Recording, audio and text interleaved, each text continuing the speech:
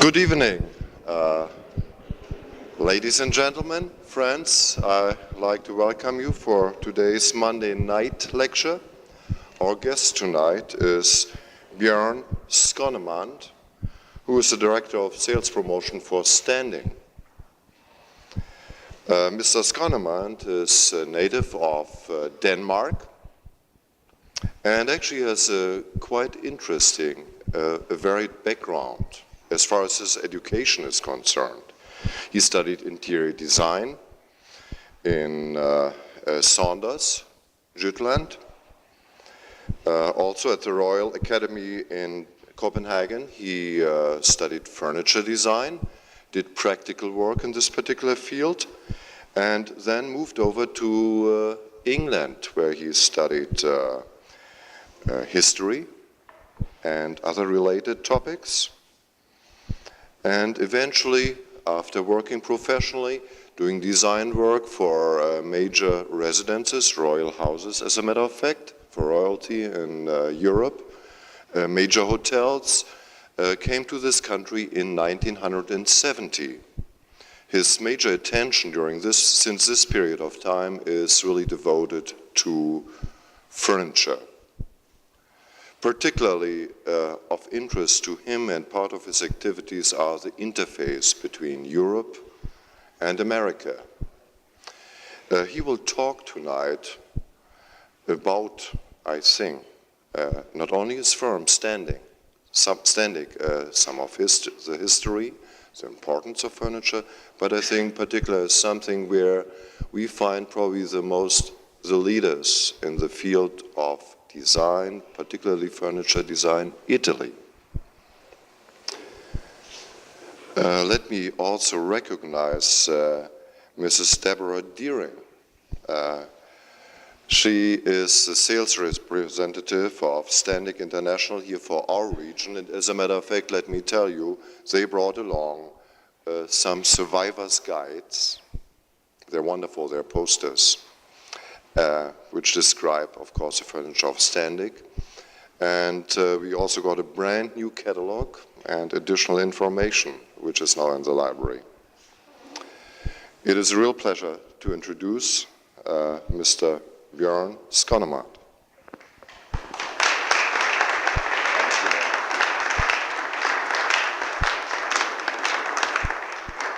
Thank you. And I'm going to do tonight's lecture in Danish. I hope you don't mind. If there's something you don't understand, you just raise your hand. I would like to start apologizing on behalf of my company for not having shown you the furniture exhibit that we promised Mr. Kohler so long ago, but due to various mistakes in the company, we were not able to pull the furniture from the various showrooms.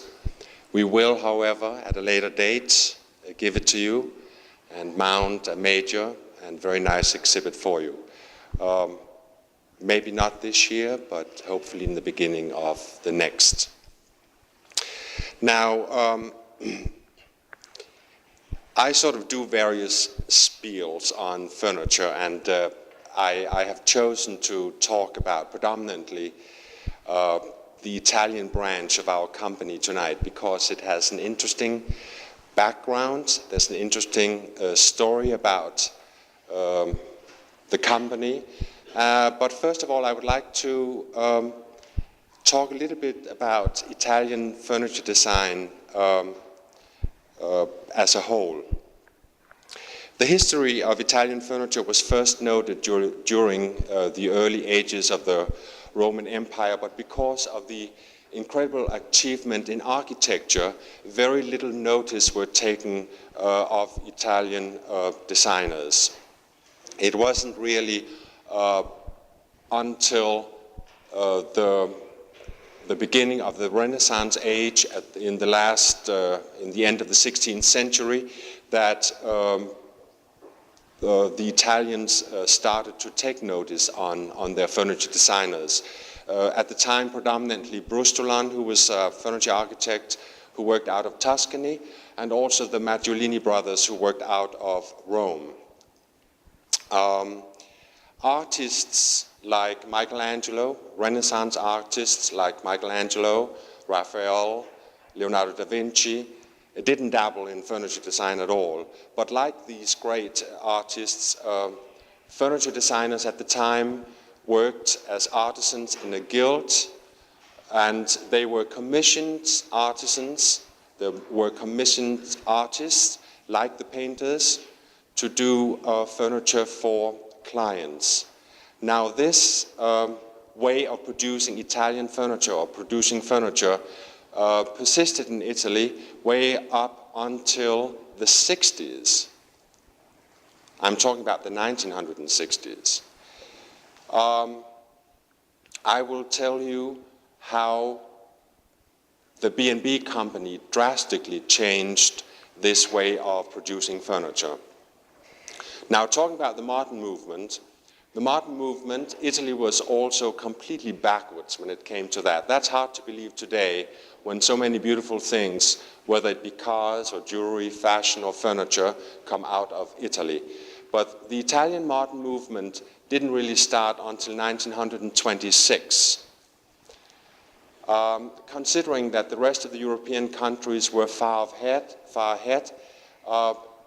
it is surprising that they not only didn't get going before 1926, but they didn't really produce anything of major interest until after the Second World War.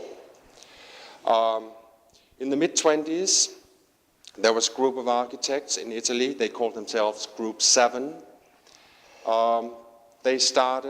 They were actually architects doing buildings, whatever, because there wasn't work enough for architects that were interested in the modern movement. They switched into industrial design, and they exhibited first time in Stuttgart in 1927, in Essen, Monza, Milan and Rome in 1928, in New York in 1931, so on and so forth, and they didn't get much further. The founding father of the Italian modern movement was Gio Ponti. He was born in 1897. He was a painter, an industrial designer, an architect, a great artist. He was also the founding editor of the Italian magazine Domus. The magazine still exists today. It was perhaps due to Mr. Ponti that the Italian modern movement eventually got off to a flying start. Now, if you look around in Europe in the mid-20s, you take Germany, for example. Germany already had its Bauhaus School of Art. From 1920 on, it was located in Weimar, and it was directed by Walter Gropius. Of course, one of the most outstanding students at the school was Marcel Breuer, who later on settled in the United States, where he became one of the most eminent architects of the 20th century. And from 1930 on, the school was run by Mies van der Rohe, after the school had moved to Dessau. You can take Austria. Austria had its Vienna Secession way back from 1897. It was founded by Joseph Hoffmann. He later on gave, through his Wiener Werkstatt, gave birth to some of the most excellent architects of this century, like Kolo Moser, Johannes Spalt, and so on and so forth.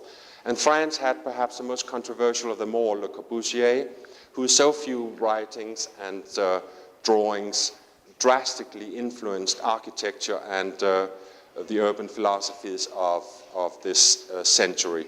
Not to forget Eileen Gray, the Irish-born designer, and Charlotte Perriand, who was an assistant to Le Corbusier, and who incidentally is having a revival right now. Her furniture are having a revival. She's still alive, and she's bringing back many of her designs that she did at the time.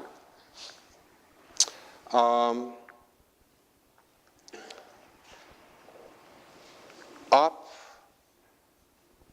until, I would say, about 1955, the Italian furniture industry still worked totally old-fashioned, totally backwards. They had not at all caught on in any way the way that, for example, the Scandinavians had.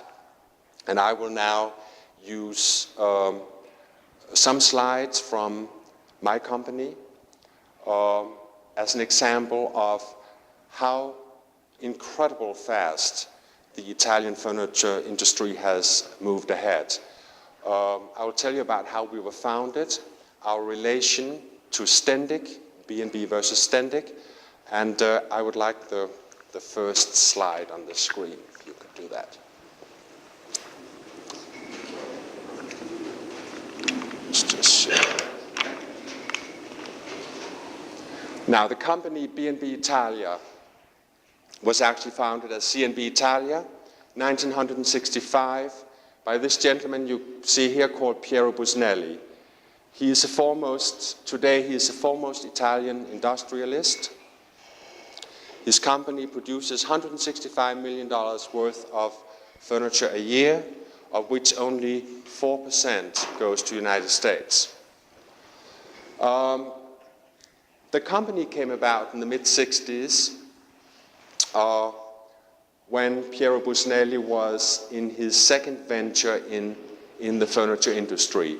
He was born in Milan in 1926, always interested in furniture design. He had been in partnerships, first with one of his brothers, then with two others of his brothers. He had 7 of them.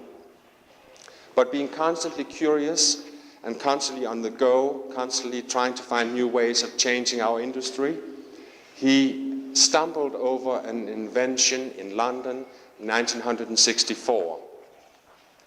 Up till then, he produced basically furniture frames. He knocked off other people's furniture, so on and so forth, and they did quite well at that. During a pleasure trip to Great Britain in 1964, he witnessed at a toy fair of all things how the English had found a new way of producing rubber ducks of all things. They had a demonstration where they showed a machine that had a little reinforced steel mold resembling a duck, and in that they pushed in a product which they called polyurethane cold foam. He looked at that for a while and he thought, well, why can't we use this in our furniture industry? He went back to Italy and talked this over with his partners at the time, and they thought, of course, that he was absolutely out of his mind. They also realized very fast that it would take an incredible amount of money to perfect his ideas, and although they had started to experiment, they very quickly gave up. However, Piero Busnelli was persistent, and as his brothers were not about to go along with him, it came to a break within the family. However, the Casina factories that were already in the 60s very substantial had heard about him, and he was approached by Cesare Casina, one of the partners, and he was interested in hearing about this invention that Piero Busnelli had thought up. The Casinas in the mid-60s worked the old-fashioned way, very much like they did during the Renaissance ages. They used 1,000 workers where perhaps 200 were enough. They had, of course, already gotten into using hot foam, which took over from the dreadful latex era that the Danes were so fond of in the 50s. You know, the stuff that disintegrated after 2 years' use. They used hot foam. It came in large blocks. It was layered. It was cut into shape and then applied to whatever piece of furniture it had to be applied to. Now, Busnelli's version was the duck version. He wanted to build molds for furniture and push this new product called polyurethane cold foam into these molds, and out you would get a piece of furniture. I'll talk a little bit more about it later on. The Casinas and Busnelli agreed on a partnership. It had to be completely apart from the Casina factories, and they called it C&B for Casina and Busnelli, C&B Italia. It was 70% owned by the Casinas, 30% by Piero Busnelli. So in the spring of 1965, this partnership started. However, what they did have in common, and that proved the most important, was the Research and Development Center, the architects, of course, and also advertising. But the factories were in two different parts of the country, and Busnelli wanted nothing of the old-fashioned, the dreadfully old-fashioned way of production that the Casinas used. Their partnership triggered business and cooperation between crazy know-how and polish in the business, and Busnelli's crazy ideas, or you can say his desire to create a new industrial process using new methods and new materials in order to create a new product.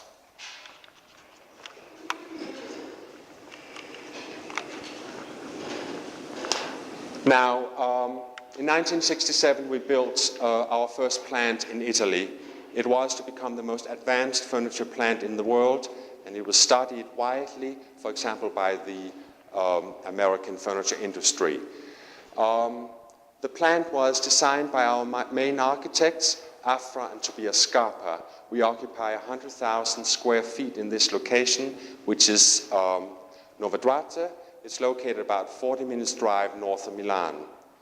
Now, Busnelli's idea, his whole concept of his company wasn't just his invention of producing furniture. It was indeed to completely change the use of the Italian architect. Due to Busnelli, we have what we call today a whole architect. Till he started his company, the Italian architect was merely called in to style an object.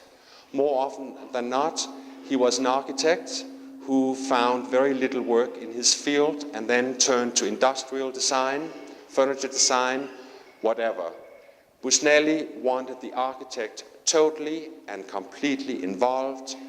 It was his idea that the architect not just styled an object, he was totally responsible for the content, for the comfort, for the way it had to be packed for shipping, and the architects were also brought in to design the special machinery we used in our plants. Now the Scarpas have been with us since 1965. They designed this factory and many, many other things for us. Not only did they design the main factory for B&B, but they also designed all the machinery used for production of furniture.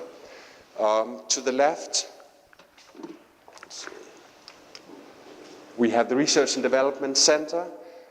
In this part of the company, we work on things that might be introduced at the next Milan Fair in September or maybe 10 years from now.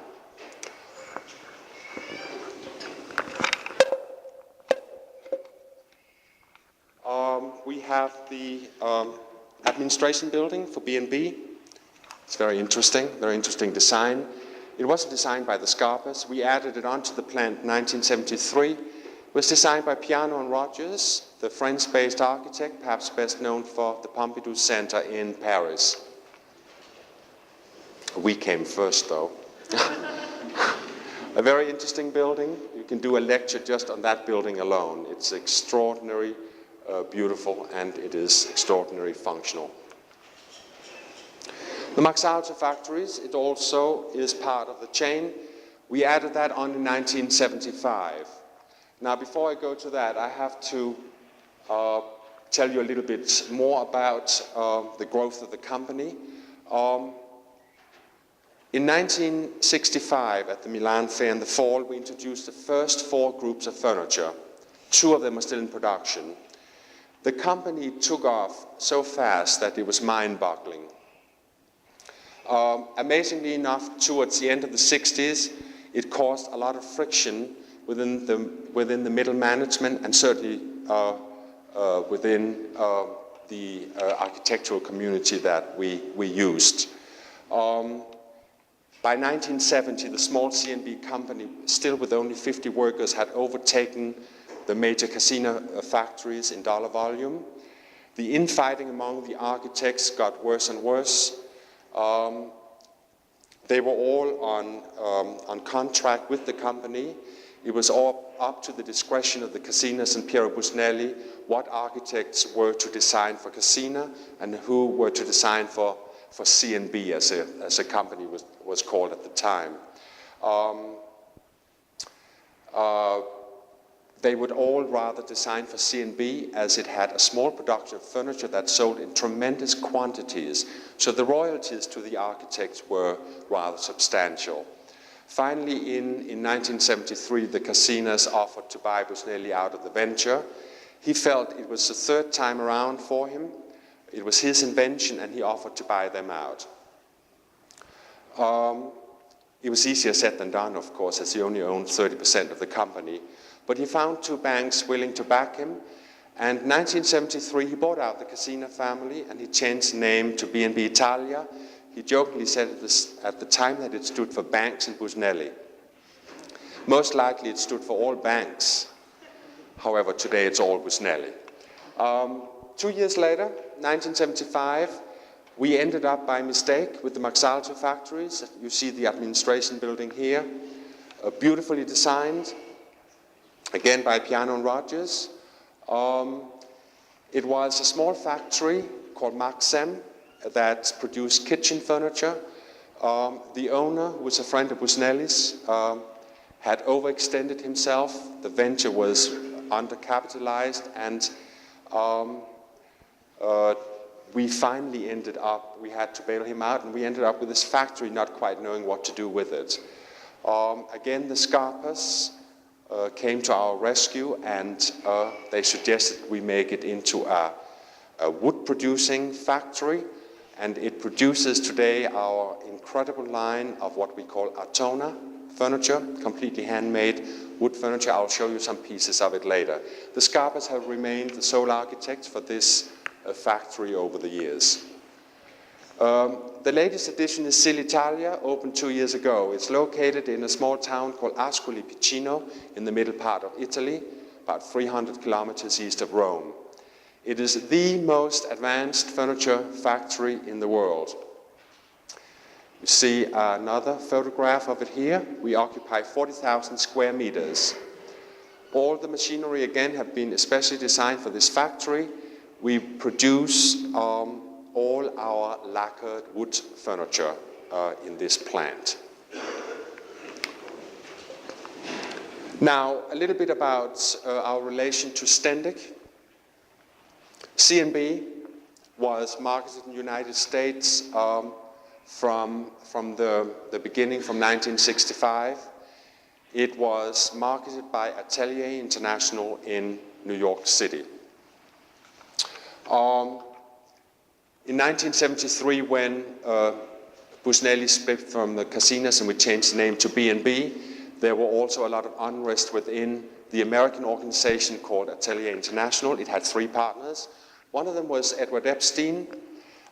He decided to break up his partnership in AI, and he was fast, and he took B&B with him. In the United States at the time, this was the last place where one company handled both Casina and C&B. When the partnership in Italy broke up, we decided to have different people to represent us in the various countries in Europe and also in Japan, for example. But in the United States, AI kept on representing both companies. However, when Edward Epstein left, he took B&B Italia with him, and B&B America became a partnership between Edward Epstein and the Italian factory, with the Italian factory owning 1/3 of the venture.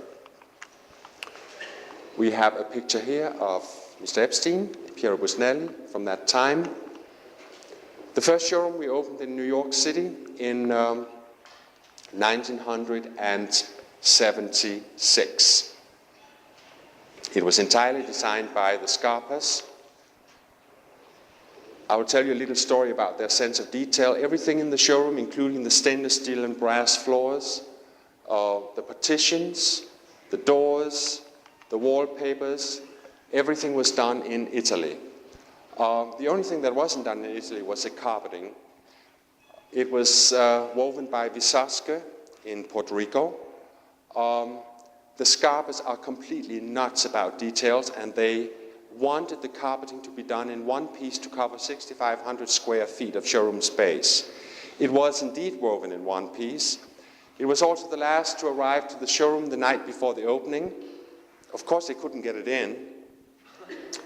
So after having had screaming fights with workers and management and Edward Epstein and Piero Busnelli, they agreed to have the carpeting cut in 2 places, and that's all we have done to it. The rest we got in through windows and up through staircases, and we opened with just half an hour's delay. So that is Afra and Tobias Scarpa for you. Now, I'll briefly go into the Stendig story, not too much. I would like to perhaps come back in combination with our furniture exhibit for you and tell you about a little bit more about that company. But only 6 months after Edward Epstein had opened B&B America, he had the chance to buy Stendig. Stendig was completely run down at the time. It had been founded in 1955 by Charlie Stendig, still a colorful and flamboyant character in our industry.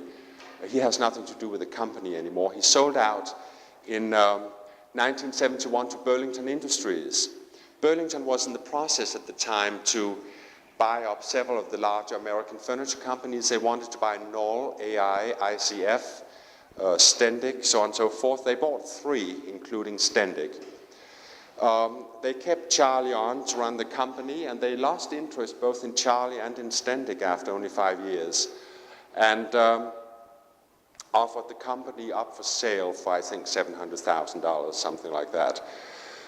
Edward Epstein saw the chance of marketing the Italian company B&B through Stendig. It would be much easier to have access to the American market through a well-known American company.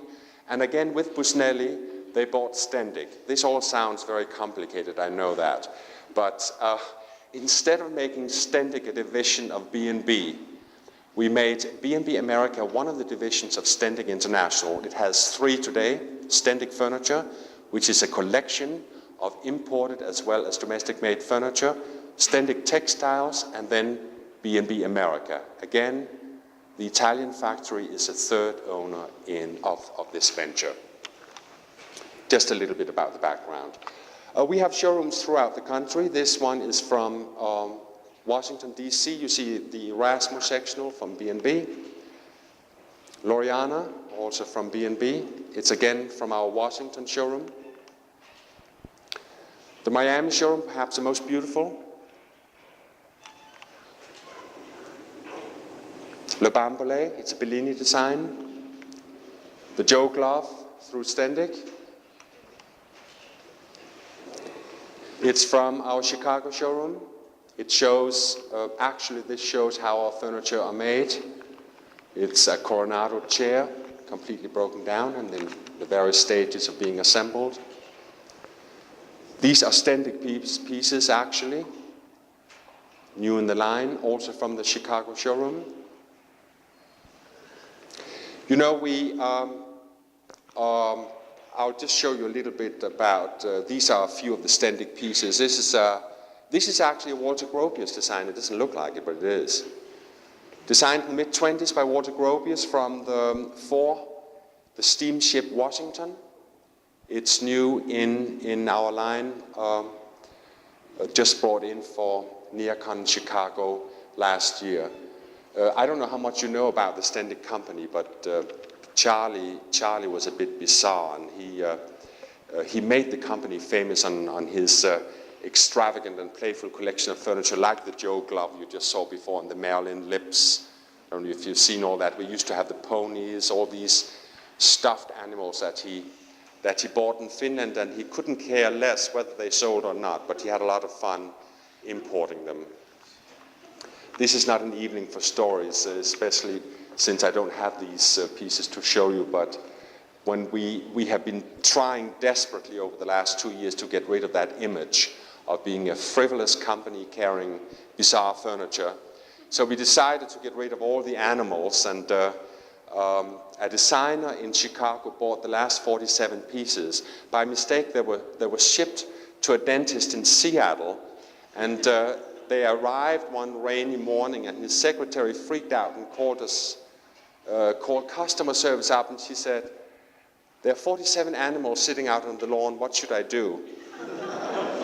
And the director had a tough day already. She said, "Shoot them."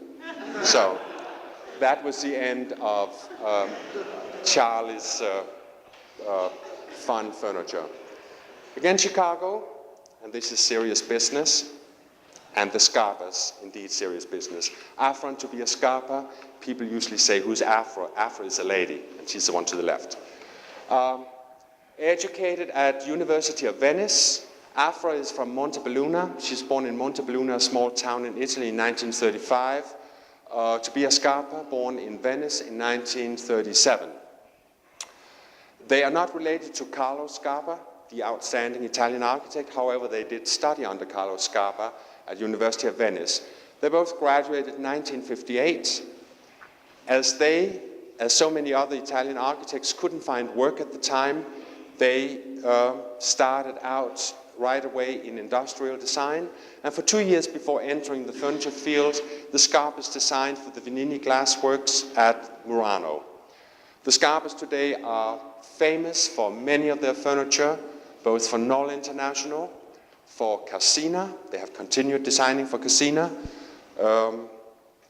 Flexform, Buffy.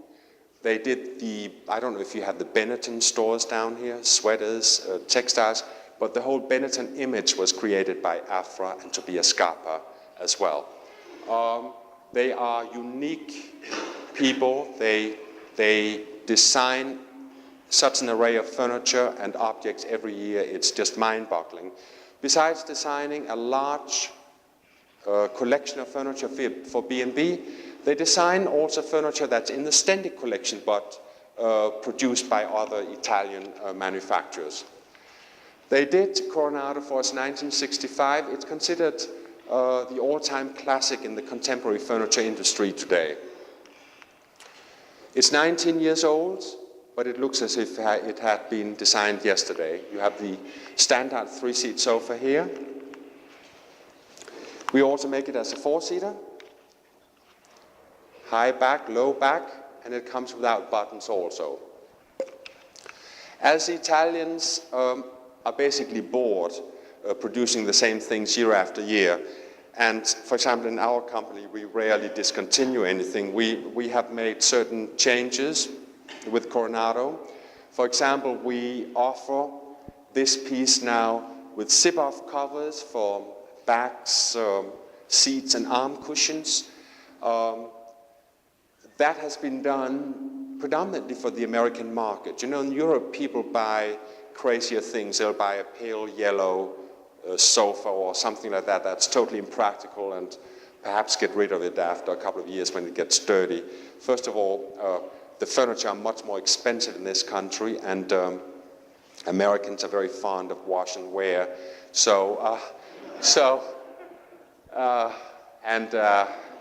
Crazy about cleaning stuff. So we designed the cushions with zip-off covers, so they now can be sent out and you can have them dry cleaned, whatnot. We're also working on down cushions for the Coronado group. It will give it a sloppier look. Erasmo, or I should perhaps just go into a little bit about how we make our furniture. If you take the 3-seat sofa, it consists of 2 side panels, a seat pan and a back, and then the 6 cushions. We build molds first in reinforced steel. Today they're built out of fiberglass, a very strong fiberglass. But first we made them out of reinforced steel, so that we made 1 mold for the side panels, 1 for the seat pan, and 1 for the back. So that was 3 altogether. We will set the frame, whatever we used, into the mold. Most often it is light steel, sometimes wood. We'll close a mold and we will inject it with polyurethane cold foam. It's an automatic injection. It takes 3 minutes and you have all the pieces come out and they're ready to be upholstered. A 3-seat sofa like that, it's the simplest of our pieces to make. It's just held together by 4 perns. All the pieces held together by 4 perns. We have a much more intricate way of doing things, and I will show you those pieces later, talk a little bit about it. Erasmo from 1973, again, Afra and Tobias Scarpa. It is the most popular modular seating group of all times. We also think it got us through our break with Casina in 1973 because Erasmo became the hottest selling piece of furniture in the history of the company. In the United States alone, we sell a group of Erasmo every day, year-round. We make it all these pieces: armless, left and right arm, corner units, a very wide armchair, and an ottoman. There's also back weights available that will raise the back height on all the pieces. Again, you see the very low, sleek, typical Italian lines mixed with an incredible amount of comfort. See it in base leather here? All the pieces are hinged together with U-shaped steel clips, front and backs. Again, Erasmo. You have it here in installation. Fabrics, leathers. The Dialogo chair, also from 73, also by the Scarpas. We used to have a large collection of furniture where fiberglass was involved, either for seat and back, as you see here, or as an internal construction in a piece of furniture. We don't use the product much anymore as it has gotten very expensive. The beautiful Dialogo chair, again, it's extremely comfortable, very sleek, thin lines, again, typical of what the Scarpas do. The detail of the grooves, the arm, it's made out of solid ashwood, and we offer it in many other finishes. Elogio from 74, year after. It's a very overscaled modular seating group, very popular here in the United States. To give you an idea of sizing, the one-arm pieces are 55 each, 55 inches wide, and they have an inside depth of 39. It's something you step up into and sit down, or you slouch in it.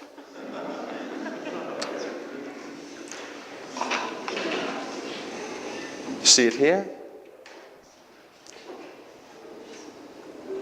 All leather. It's unique because of that the corner units are oblong, so you see it, it's not an even corner, and that's what makes it very different looking. It sits absolutely wonderful. It also costs the same as a small Mercedes-Benz, but that's besides the point. The Tobia Basso line of tables from 75. Again, the Scarpas. Tubular bases wrapped in leather. All the tops are either leather wrapped in glass with that beautiful sandblasted edge that delineates the perimeter, or marble. Small table we call Tobia Basso. The top is again covered in leather. The base is fiberglass. And the angle corners have a stainless steel insert that covers the seams of the leathers. We also offer this table with a marble top, for example. And the beautiful Altona collection from Axalto, it is very extensive. I'm just going to show you a few pieces. And I'll start off with what we call the Africa layer. It is one of the pieces that we are going to lend you for a furniture exhibit. It is absolutely a unique, beautiful piece of furniture. The entire Altona collection was designed in 1975 by the Scarpas. Now, a chair like this we make out of solid rosewood or walnut. It has a true lamination detail in the back. See it here. It's done, in this case, out of a wood that we call Tanganyika. It's an African hardwood. I should say that we get, one of Bushnelli's many ideas was to be completely self-sufficient. So we get the wood from our own forests. We have forests in South America, as well as in Africa, and most of the wood, 90% of the wood we use, we get from our own sources. Rosewood or solid walnut for this chair. It looks like a delicate piece of sculpture. It actually weighs 32 pounds. There's nothing delicate about it. It's quite comfortable at the same time.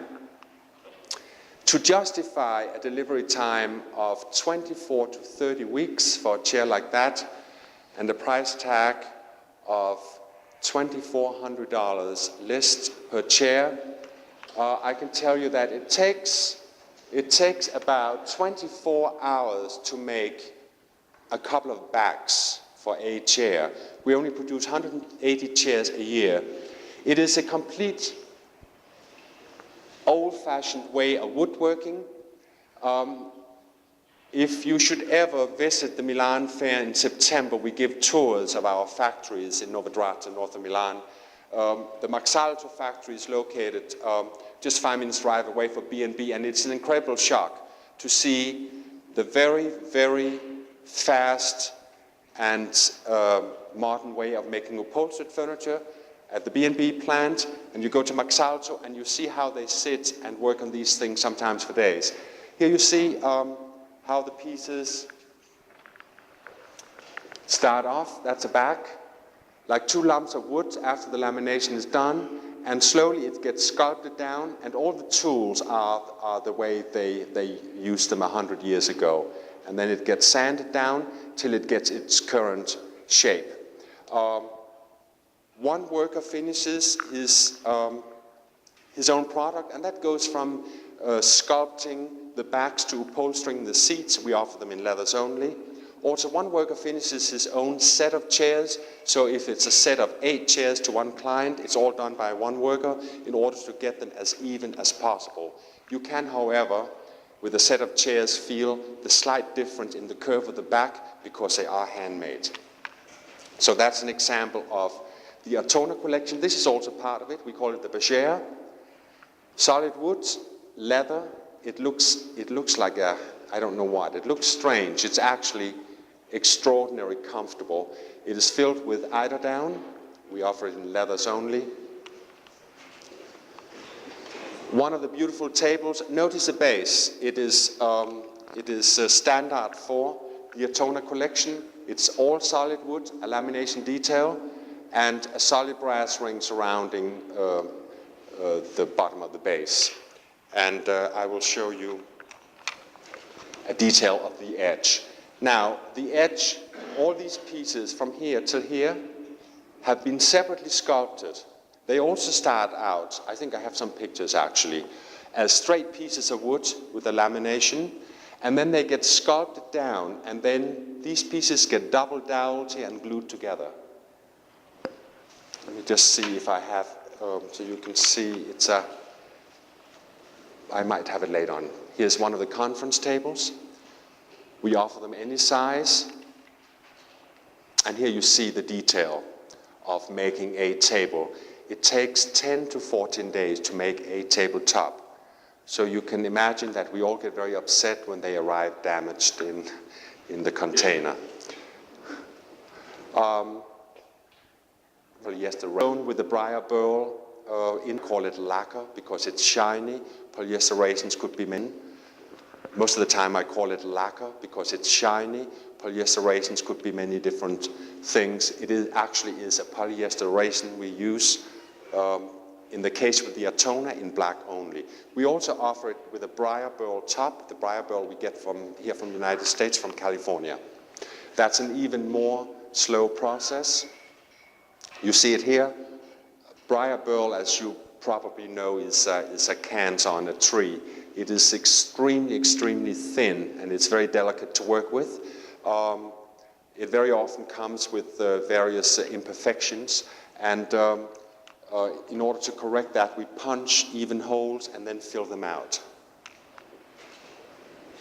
Again, here's one of the edges being made at the factory. We also have an extension table. Notice the same base as on the other tables you just saw. Again, this square base. But in this case, there's a leather handle underneath, and 2 parts of it wheel out, and then you open the table up. It's 44 inches square when closed, and it opens up to 88 by 44. The dowel tables, again briar burl tops, again Afra to be a scarpa. One of the buffets, leather covered fronts and backs, and with the Africa chair.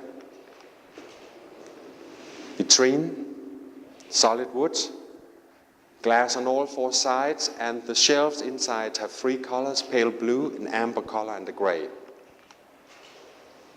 Laureanetta, 1976, again Scarpa.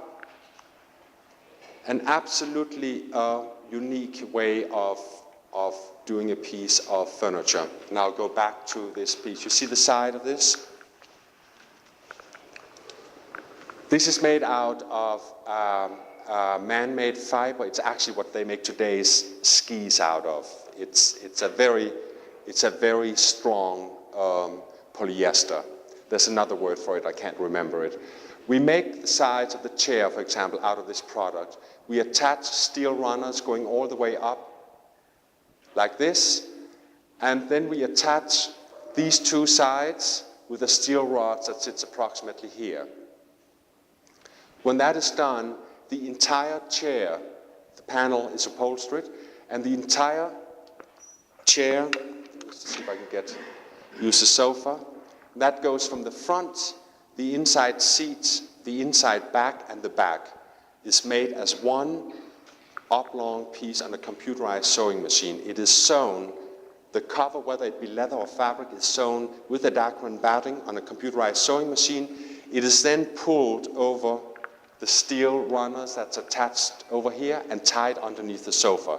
It's a complete, unique way of designing a piece of furniture. How the Scarpas come up with that, I don't know. But it has been good for us in the way that it cannot be copied by any other manufacturer because they simply can't do it. It's too complicated. Laureanetta, small conference chair. The Dialogo tables to go with the Dialogo chair that the couple designed in 1973. You see it here with another of their products, tubular steel chair. Piediferro, 1979. It's a cast iron base in a dark gray enamel. The top is marble. We offer the table in 3 different heights, including continental dining, which slowly is being used more and more in the United States. It means it's 26 inches high. It's a more comfortable dining height than the usual 29 for most people. Again, some wood products from the Scarpas, also produced by Macarthur. What you saw before we called Atona, this we call New Harmony. Again, an absolute unique design. The small chair, in this case, it weighs about 25 pounds. Delicate, it's all solid wood. And you can vaguely see on this picture, it has, again, the lamination details of an African hardwood. The seat and back, made out of polyester resin. We offer it in red or black. The table is unique. Again, those heavy legs, black lacquer or polyester resin top. It has a solid walnut edge, in this case, solid walnut legs. The iron cups, it's cast iron, are not just design details, they weigh down the table. The spile in the top is made out of mahogany, and there's a biobole dot in the middle. Again, a very delicate way of producing furniture. It's extremely hard to put this spile in the top. It constantly breaks, and the production, again, is very slow on these pieces. There are many, many other pieces available for what we call the New Harmony collection. This is one of the bookcases. And again, you see the combination that many Italian companies today are very fond of, lacquer in combination with wood. In this case, it has beveled glass doors. New Harmony. Tavoleo or Linto. It's a small side table, again from a little more high-tech-ish, a little different from the Scarpas. And we'll go on to Mario Bellini, perhaps one of the best known of all Italian furniture architects. Bellini was born in Milan. He graduated Politecnico in Milan in 1959. He has perhaps been the most prolific of all Italian architects, having designed anything in sight. He has done ships, cars. He does all the Kawasaki motorbikes you see running around. He does China for Ginori. He does all typewriters, calculators, copying machines for Olivetti. He was one of the major architects mounting the exhibits, Italy, the New Domestic Landscape, at the Museum of Modern Art, New York City, in the beginning of the 70s. And Mr. Bellini is also professor of design at the University of Bologna. He still lives in Milan, and his office is in Milan. He has been the main architect for Cassina. It was like a deal when we split for Cassina that Bellini stayed with Cassina and we took the Scarpas. However, in recent years there has been some switch around, and he recently designed a new line of furniture for B&B that's not yet marketed in the United States.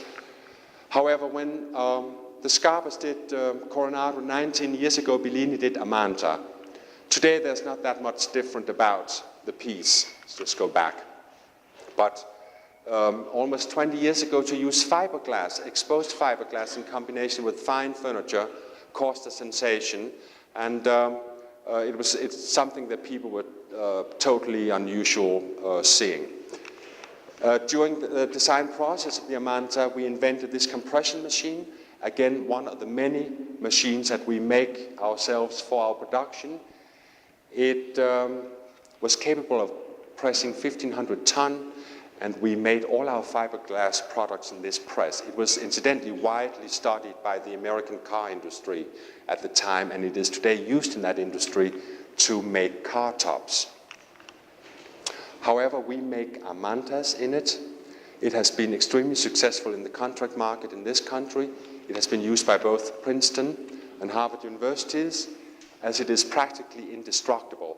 It's a fiberglass shell, a back, a seat, and a bottom cushion. Only the bottom cushion is held on through the front ball casters, and it's easy to take off, send out for cleaning, repair, what have you.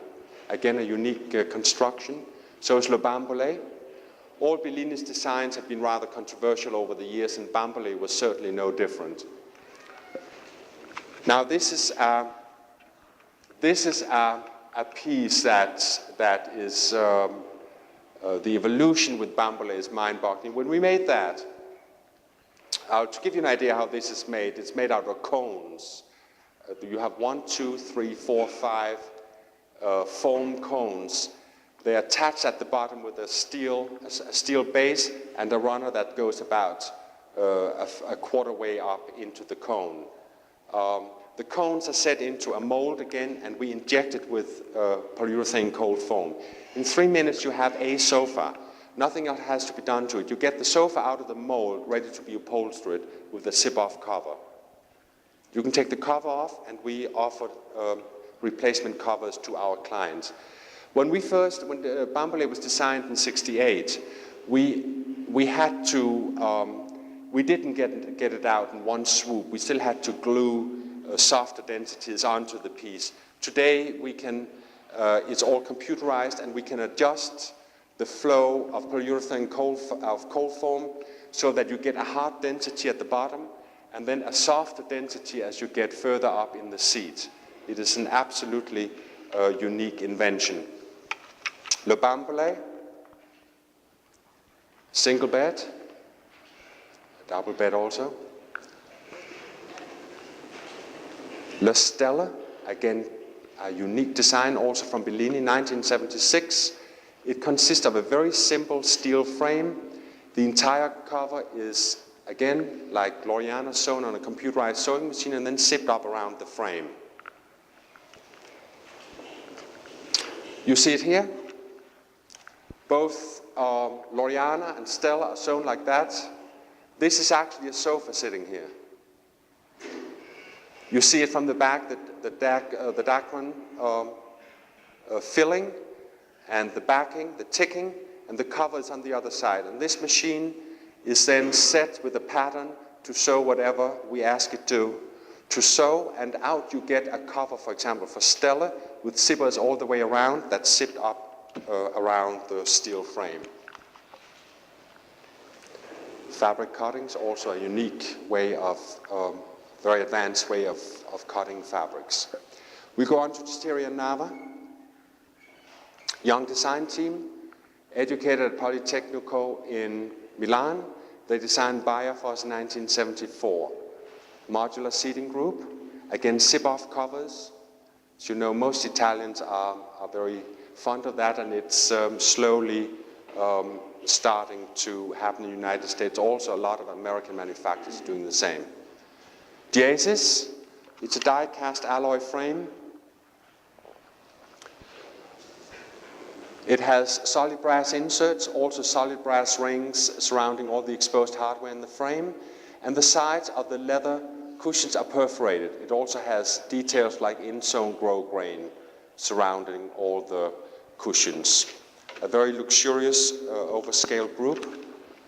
You see it. You see the chaise lounge here.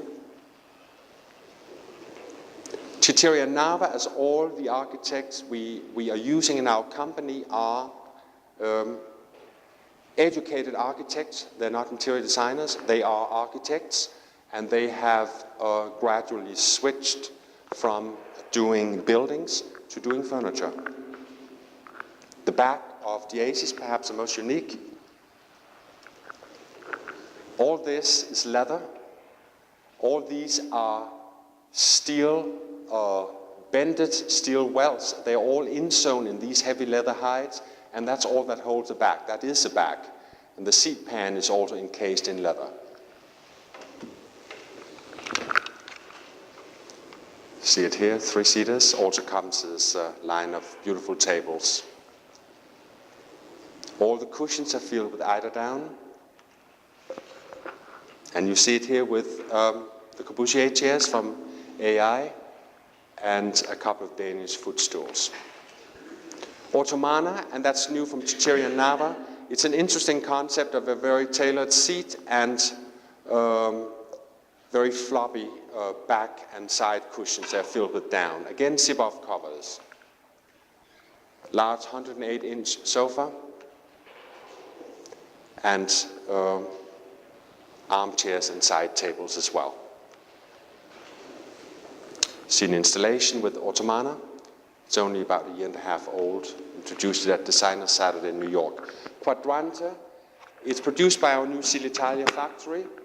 It's a beautiful line of cabinets, tables. We used a brushed aluminum for the base, either clear glass tops or a new cobalt blue crystal. One of the cabinets, very reminiscent of the Florence Knoll designs from the 50s. Very sleek lines. Again, we use lacquer, rather polyester resin, in combination with sliding doors in either matte glass or cobalt blue crystal. Iridiana, it's a cafe chair. We use a brushed chrome, a metal sheet for the seats. They come in various colors, and zip-off covers for seats and backs. You can order the chair without any cover at all, or just with just backs or just seats. Ialea, not all our things are comfortable. You are practically guaranteed to break your back in this particular piece. However, it's beautiful to look at. Can't all be comfortable. Ialea in installation, leather upholstery, again, brushed aluminum for the frames. Paolo Piva, he's very talented despite his look. You have to admit it's a dreadful picture, but he's a 32-year-old architect who is educated at University of Venice. He actually started out specializing in restoring buildings, both in Venice and in the Austrian capital of Vienna. And also he gradually switched to industrial design, furniture design, and he has been with us since 1979. In 1980 he did Alanda. It's a complete new concept of modular furniture. It has individual pivoting backs and arms. The backs you see here, the arms. It's also a new trend in Italian design. Everything is now raised off the ground. Very often aluminum feet are used, as you see in this case. And here you see half of the backs and half of the arms going up on the Alanda. It has since 1980 been a bestseller in the United States. Installation, the table is part of the line. You see it here in white leather.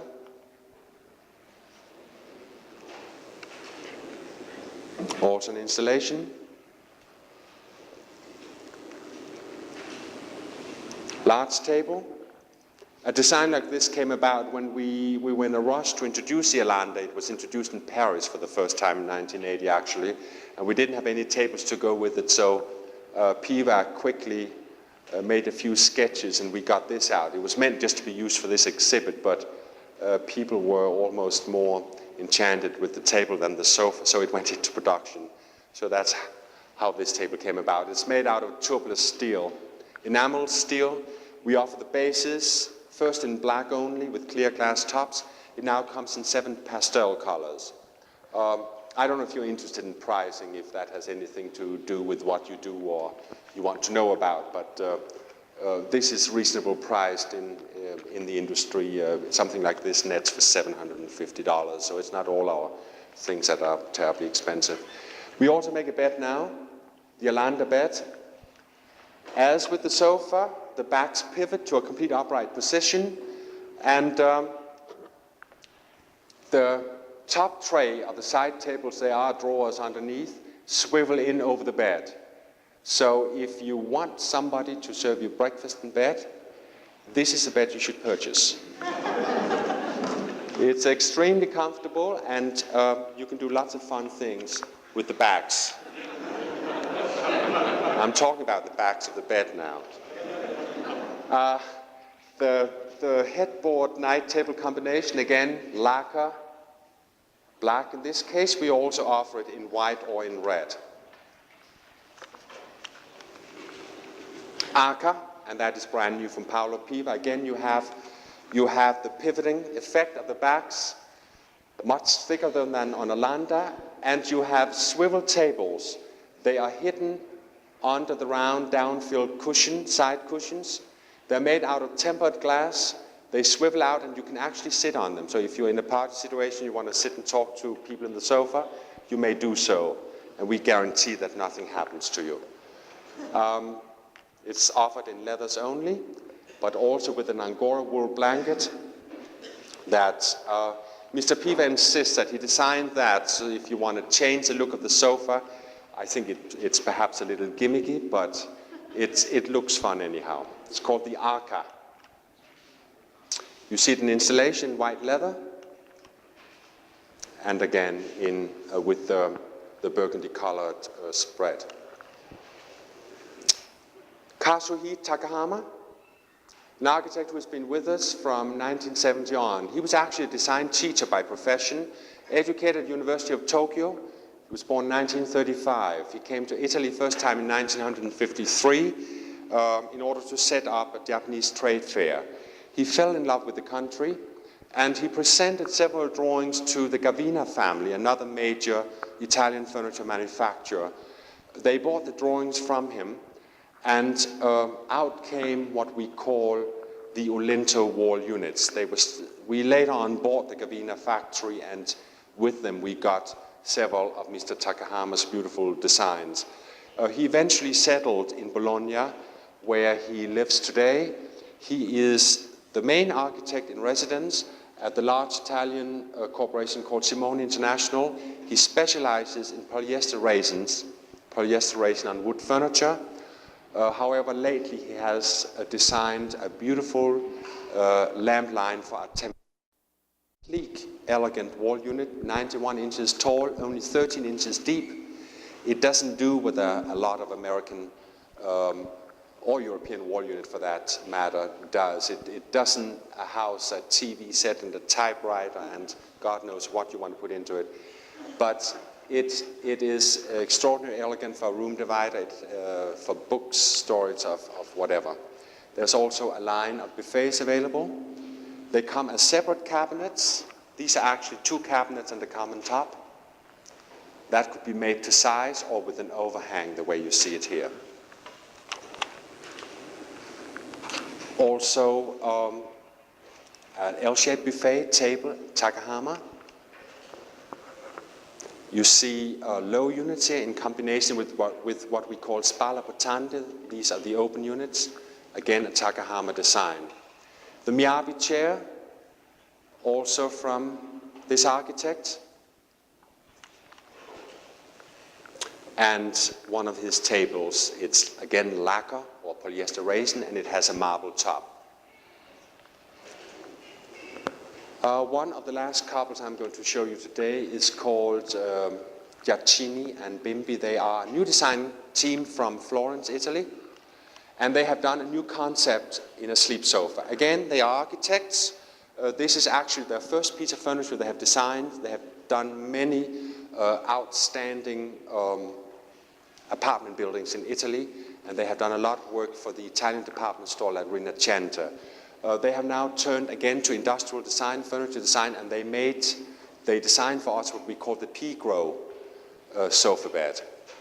I'll show it to you closed. It has wheels. It is locked. There's a lock in front. You wheel it out, and the side cushions turn into cushions you can sleep with. Also, the entire cover or the upholstery of the sofa is also a comforter. It zips open in either side, and you can get into bed. Basically, everything's self-contained. Notice the little side table that swivel out. It's made out of metal. However, the most unique about the bed is that it is made on the European way of wood slats. There is nothing poking you in the back as you get from most American-made sleep sofas. It is an excellent, excellent bed when it's opened up. And lastly, a new line of wall closets that we are introducing in the United States this coming spring. It's called Sisamo. I don't know if you're familiar with the German Interlübke system, but this is very similar. They come in various heights. Again, we've used lacquer or mirror or fabric for the doors. The doors, when you pull the handle, they're made out of leather. They pop out about 1.5 inches, as you can see here, and then they slide sideways. So if you are in need of space, you won't have the doors open up, taking up space in the room. They simply slide. It's a beautiful, beautiful new system. The inside we offer in many different variations, so you can use it for TV, stereo, as well as for storage of various things. And here you have it again. That's it for today. I hope I haven't bored you too much. I hope this is something you can use. I realize that a lot of you perhaps study other things. I hope it's an inspiration that if you perhaps shouldn't find what you're looking for in the architectural field, you know that there are many, many other things you can turn into. Perhaps Busnelli's biggest contribution to our industry has been in his use of the architect as a whole architect. It's a concept that the Americans are now following to great extent. You see more and more American architects dabbling in just about anything now. They come out with China and also furniture, whatnot. I thank you very much for your time. If you have any questions, you're welcome to ask me, and I'll try to answer them. Otherwise, thank you for tonight.